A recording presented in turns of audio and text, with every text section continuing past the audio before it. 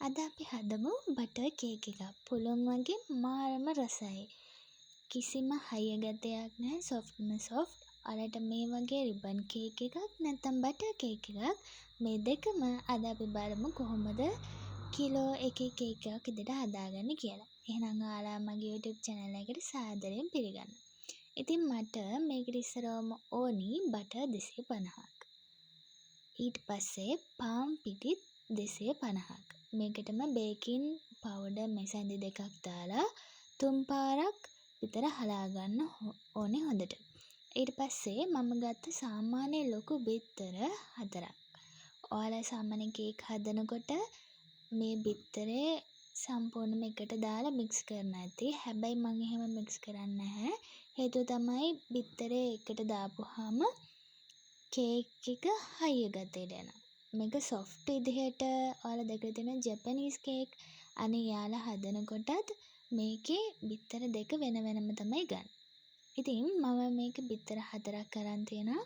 මේ බිත්තර 4 කහ මදේ වෙනම සුදු මදේ වෙනම අරගෙන තමයි මම මේ කේක් එක හදන්නේ. අමතරව අපිට තව ඕනේ සීනි ග්‍රෑම් 180ක්. ඇයි මම ග්‍රෑම් 250ක් ගන්නට 180ක් ගත්තේ? හේතුව තමයි මම මේකට මුද්ද රස බලම් දානවා. එතකොට කේක් එකේ පැණි රහ වැඩි වෙනවා. ඒ වගේම අපි 250 ගානේ ගන්න ගියොත් එහෙම කේක් එකේ පැණි රස ටිකක් වැඩි. ඒක නිසා සම්පූර්ණ 250ම ගන්න එපා. ග්‍රෑම් ගාන අඩු කරලා ගන්න. හේතුව තමයි පැණි රස වැඩි වුණාමත් කේක් එක කන්න බෑ. ඒක නිසා පැණි රස අඩුත් නැතුව සාමාන්‍ය කිලෝ එකේ කේක් එකකට සීනි ග්‍රෑම් 180ක් පාවිච්චි කරාම අර බටර් රහයි සීනි හැමදේම ගානට රසට එනවා. හරි ඊට පස්සේ අපි මේ ගත්ත බටර් එක අපි ග්‍රෑම් 250ක් ගත්තනේ. ඒ 250 මම මේ බෝල් එකකට උණු වතුර දාගෙන මේක දිය කරගන්නවා. සාමාන්‍යයෙන් කේක් එකක් හදනකොට එහෙම බටර් එක බීට් කරනවා. ඊට වඩා ලේසි මේ බටර් එක ඔයාලා උණු වතුර එකක් යටට දාලා ඇල්මිනියම් එකක් උඩින් තියලා ඒකට බටර් ටික දාලා මේක හොඳට දිය කරගන්න. දිය කරගත්තාම ඔයාලට බීට් කරගන්න හරියම ලේසියි. ඒ වගේම බටර් එකට මේක දාපුවාම සොෆ්ට් ගතිය වැඩි. අර අපි බීට් කරනකොට බීට් වෙනවා මදි වුණාමත් කේක් එක හයිය ගතියට එනවා. ඒක නිසා මම කරන්නේ මෙන්න මේ විදිහට උණු වතුර එක උඩින් බටර් ටික තියලා හොඳට මේක දිය කර ගන්න. වතුර ගතියට මෙන්න නැති වෙන්න ඉතින් සාමාන්‍ය ගානට මේක කොහොමත් උණු වතුර එක උඩ තිබ්බම සාමාන්‍ය ගානට මේක දිය වෙනවා. ඔහොම පැත්තින් පැත්ත හරවගෙන ඔයාලට චුට්ට මේක දිය කරගන්න පුළුවන්. දැන් අර බටර් එක අපි පැත්තකින් තියමු ඒක හිමීට දිය වෙනකන්. ඊට පස්සේ මම ගන්නවා කිරි මිලිලීටර් 150ක්.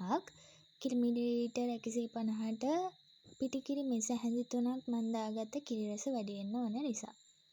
හරි. ඊට පස්සේ මම යන්නේ අපි වෙන් කරගත්තු සුදු මදේ බීට් කරගන්න. දැන් මේක බෝල් එකකට දාලා ඔයාලා බීට් කරනකොට ඉස්සරවම අඩුම වේගෙන් දාලා තමයි බීට් කරන්න ගන්න. ඊට පස්සේ ටික වේලාවක් ගියාට පස්සේ ඔයාලට පේනවා මේක චුට්ටක් අර බීට් වෙලා සුදු මදේ නිකන් පුළුන් වගේ එන ගතිය.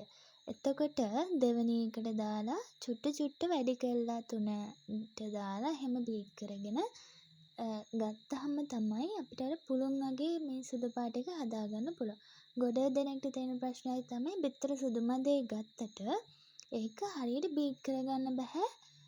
මේ අර පුළුන් වගේ හැලෙන්නේ නැති වෙන්න. ඉතින් ඒක බීට් කරන හරිම විදිහ තමයි ඉස්සරවම පළවෙනි එකේ දාලා තමයි බීට් කරන්නේ. ඊට පස්සේ ටික වේලාවක් ගියන් පස්සේ ඔයාලට පේනවා අර වගේ පුළුන් ගතියට වගේ ඇවිල්ලා. ඊට පස්සේ තමයි 2ට 3ට දාලා බීට් කරගන්නේ. මේක කලවම් කර ඔයාලට එකම පැත්තට බීට් කරගන්න ඕනි. මේ කලවම් කර බීට් කරගන්නත් පුළුවන්. නැත්නම් මේ මම අල්ලන් ඉන්න විදිහට පැත්තට ඇල කරලා ඔයාලට එකම විදිහට තියාගෙන චුට්ට බීට් කරගන්න පුළුවන්. මෙන්න මේ විදිහ ලේසි. එතකොට වෙන්නේ අර බීට් වෙන ප්‍රමාණය පොඩ්ඩක් වැඩි. අර එකම තැන නිසා. අරක වටේ කරකිනකොට ටිකක් අර බීට් වෙනවා මදි ගතියට වගේ තියෙනවා. ඉතින් මෙන්න මේ විදියට ආවම තමයි අපි චුට්ට වැඩි කරගන්න ඕනේ.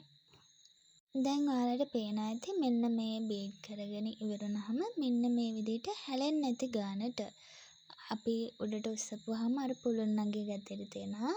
බිමට අර වැක්කිරෙන්නේ නැති ගානට මේක බීට් කරගන්න ඕනේ. මේ ගානට බීට් කරගත්තට පස්සේ අපි චුට්ට සීනි එකතු කරලා ආයෙම බීට් කරගන්න ඕනේ. නැත්තම් මොකද වෙන්නේ? අර අපි කලින්ම සීනි එකතු කරන්න ගියොත් එහෙම ඒක අර පුළුන් වගේ විදියට අපිට හදාගන්න බෑ.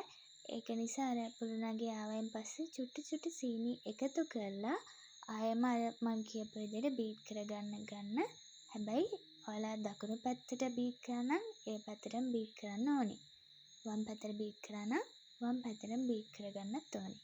තව මම මේකට වැනිලා මික්ස් හැන්දකුත් එකතු කරලාම තමයි බීට් කරන්නේ. දැන් ඔයාලට අර මම කියපු විදිහටම සුදු මදි බීට් කරලා සීනි ඇඩ් කරලා බීට් කරාම මෙන්න මේ වගේ ක්‍රීමි ගතයට ක්‍රීම් එකක් වගේ හැදෙනවා. හැබැයි පහළට හැලෙන්නේ නැති විදිහට. මේ විදිහට තමයි හරියට අපි බීට් කරගන්න ඕනි. දැන් අපි බලමු මේ පාන් පිටියකින් කොහොමද අපේ මේ ඉතුරු බැටර් එක හදාගන්නේ කියලා. ඉතින් මම මේකට පාන් පිටි පොඩ තමයි එකතු කරන්නේ. එකතු කරලා අපි අයින් කරගත්තු බිත්තර කහමදේ හැන්දකින් ගහගෙන මේකට එකතු කරන්න. මේ පිළිවෙල වෙනස් වුණාට කමක් නැහැ. කවුරු හරි දකින කෙනෙක් බණී ඊට පස්සේ මට මේ හරිම කැත විදිහට තමයි හදන්නේ. මේ විදිහට නැතුව අර විදිහට හදන්න පුළුවන්. ඒක ප්‍රශ්නයක් නැහැ. අර අපි මුලින් කරපු ටික අනිවාර්ය විදිහට කරන්න. කළා මේ හදන පිළිවෙල වෙනස් වුණාට කමක් නැහැ. හැබැයි අවසානයේ මේන බැටර් එක ඒ විදිහටම එන්න ඕනේ. ඉතින් මම මේකට ඉස්සරවම එකතු කරන බිත්තර ටික කහමද එකතු කරලා මේක හැන්දෙන් කලවම් කරගන්නවා.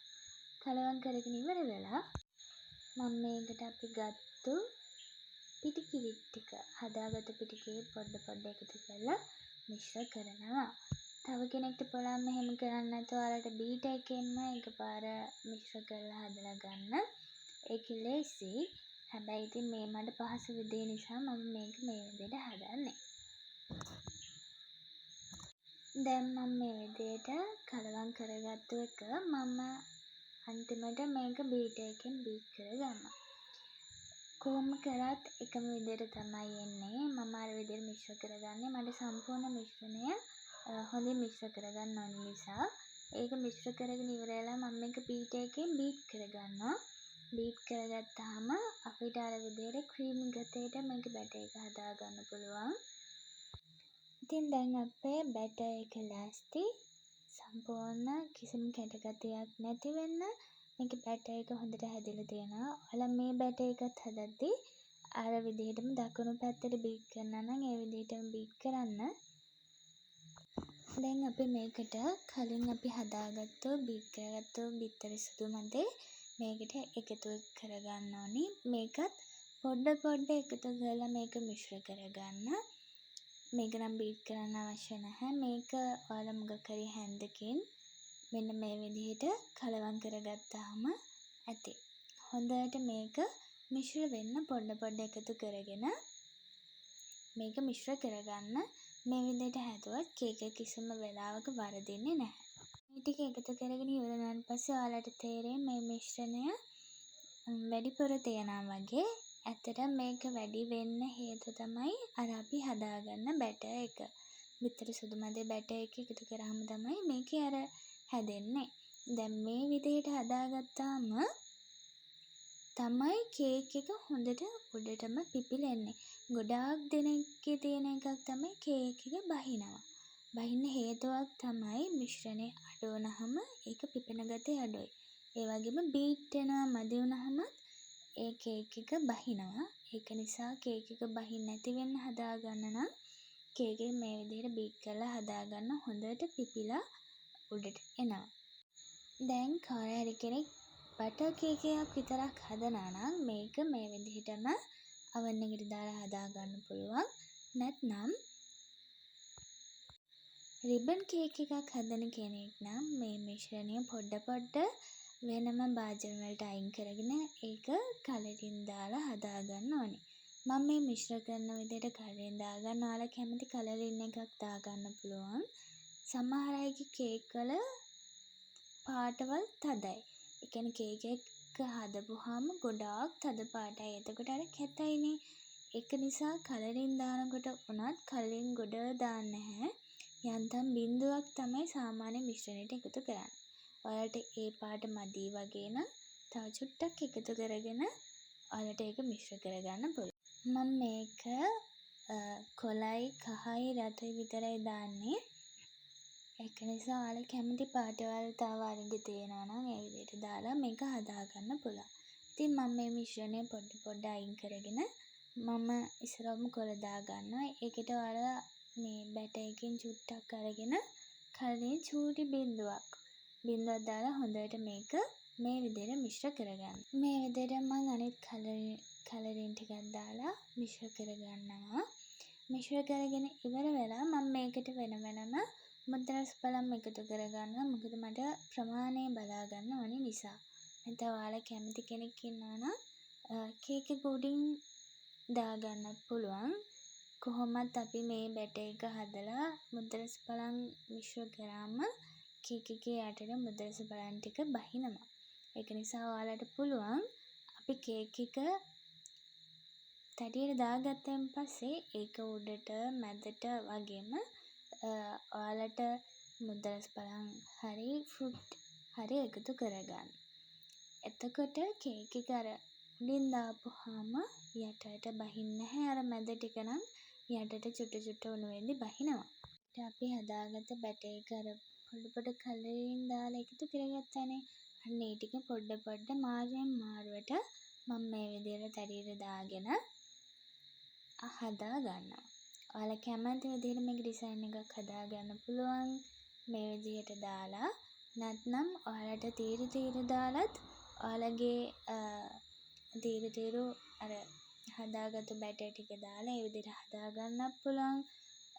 නැත්නම් හැන්දෙන් තැනින් තැනට අපි හදාගත්තු පාට වලින් පොඩ දාගෙන ඒ විදිහට තැටිය පොඩ්ඩක් හොලවලා ගත්තාම ලස්සන ඩිසයින් එකක් එනවා. ඒ විදිහට ඔයාලට හදාගන්න පුළුවන්. ඉතින් මම මේ විදිහට තමයි කේක් එක හදාගන්නේ. දැන් ඔයාලා හැන්දකින් මේ විදිහට කැමති විදිහට ඩිසයින් එකක් ඇඳගන්න පුළුවන්. එතන ලස්සන ඩිසයින් එකක් එනවා. එතන ඔයාලට මීට වැඩිය කලරින් දාලා පාටට හදාගන්න ඕනේ නම් ඔයාලා මීට වැඩිය චුට්ටක් කලරින් දාලා ඔයාලා මේක හදාගන්න.